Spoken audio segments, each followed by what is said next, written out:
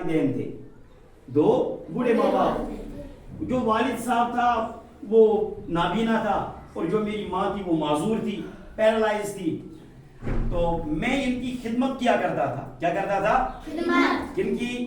ماں باپ کی. پھر کیا ہوا؟ پھر جب ان کا انتقال کا وقت آ گیا، یعنی کہ ان کا مرنے کا وقت آ گیا، تو انہوں نے مجھے پاس بلایا اور پھر میرے لیے دعا دی. میرے ماں باپ نے میرے لیے یہ دعا دی. پہلی دعا دی، دیکھو کتنی پیاری دعائیں. پہلی دعا دی، یا اللہ عز و جل ہمارے بیٹے کو لمبی عمر عطا فرما.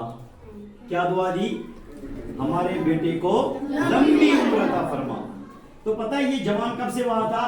یہ حضرت ابراہیم علیہ السلام کے دور سے، جب سے حضرت ابراہیم علیہ السلام آئے، پھر اسماعیل علیہ السلام آئے، پھر عیسیٰ علیہ السلام، پھر موسیٰ علیہ السلام، پھر ہمارے آقا آئے، تب سے لے کر یہ اسی گنبد میں تھے. تب سے لے کر یہ. اور بعض روایت میں آتا ہے یہ حضرت عیسیٰ علیہ السلام کے دور سے تھے. عیسیٰ علیہ السلام اور ہمارے حضور کے جو دور کے بیچ میں جو گیپ ہے، یعنی کہ پہلے عیسیٰ علیہ السلام آئے، پھر 2000 سال گزر گئے. کتنے ہزار سال؟ 2000 ایئرز گزر گئے. بعد میں ہمارے حضور حضرت محمد رسول اللہ صلی اللہ علیہ وسلم تشریف لائے. تو یہ اس جوان کی عمر اب کتنی رہی؟ 2000 سال سے کس میں تھا؟ تو یہ والدین کی دعا تھی. والدین نے جو دعائیں دی تھی، اللہ عز و جل ہمارے بیٹے کو لمبی عمر عطا فرما. اور پھر دوسری دعا دی تھی کہ جب یہ عبادت کرے اس کو کوئی ڈر، کوئی خوف نہیں ہو، کوئی یعنی کہ اس میں کوئی آمیزش نہیں ہو، کسی چیز کی بھی نہیں، کسی چیز کی ڈسٹربنس نہیں ہو، یہ بغیر ڈسٹربنس کے آپ کی عبادت کرے.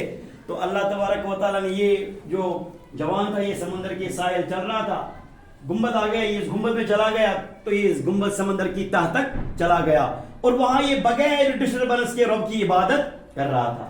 تو یہ کس کی برکت سے ہوا سارا؟ حضرت موسیٰ علیہ السلام کو رب کریم نے فرمایا، اے موسیٰ علیہ السلام، اب ٹھوکر لگی موسیٰ علیہ السلام کو، یہ زمین پر تشریف لانے لگے.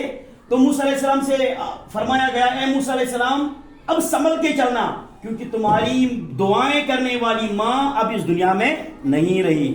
تو جو ہم بچ رہے ہیں نا، کبھی حادثات سے بچ رہے ہیں، کبھی گاڑی آ رہی تو ہم بچ رہے ہیں، کبھی ہم ان کے گرنے کے قریب ہوتے ہیں تو گرنے کے قریب ہو رہے ہیں، ہم بچ رہے ہیں. تو پتہ یہ کس کی وجہ سے ہم بچتے ہیں؟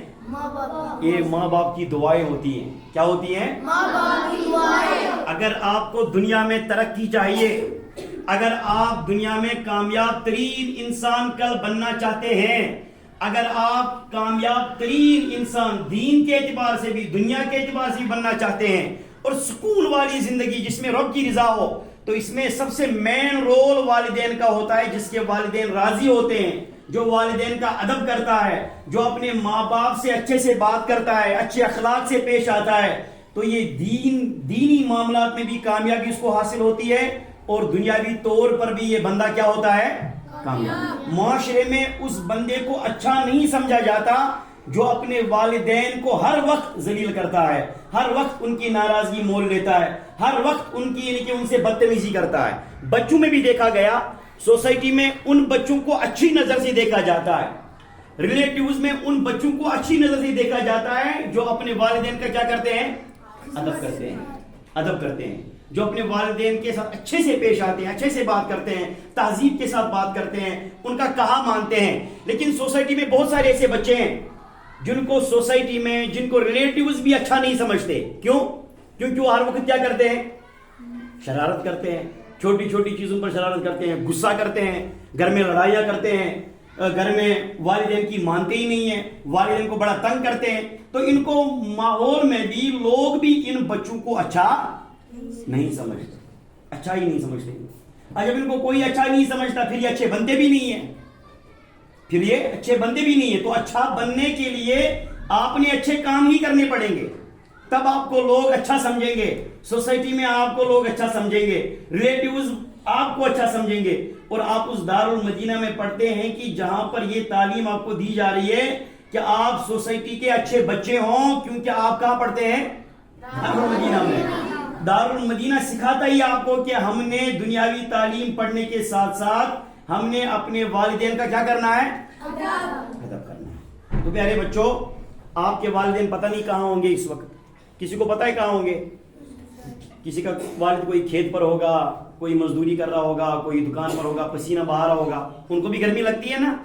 لگتی ہے کہ نہیں لگتی ہے؟ وہ کتنی محنت سے آپ کے لیے کماتے ہیں، بہت محنت کرتے ہیں نا آپ کے لیے. دارالمدینہ میں آپ کو چھوڑا، ان کے پاس اتنے پیسے نہیں تھے، ان کے پاس اتنی طاقت نہیں تھی، لیکن آپ کو رکھا ہے نا یہاں، چھوڑا نا یہاں، آپ کے لیے سب کچھ کیا نا. تو ہم کیا کر سکتے ہیں اپنے والدین کے لیے؟ کیا کرنا چاہیے ہمیں؟ ہاں، دعا کرنی چاہیے اپنے والدین کے لیے، اللہ ان کو سلامت رکھے. اور کیا کرنا چاہیے؟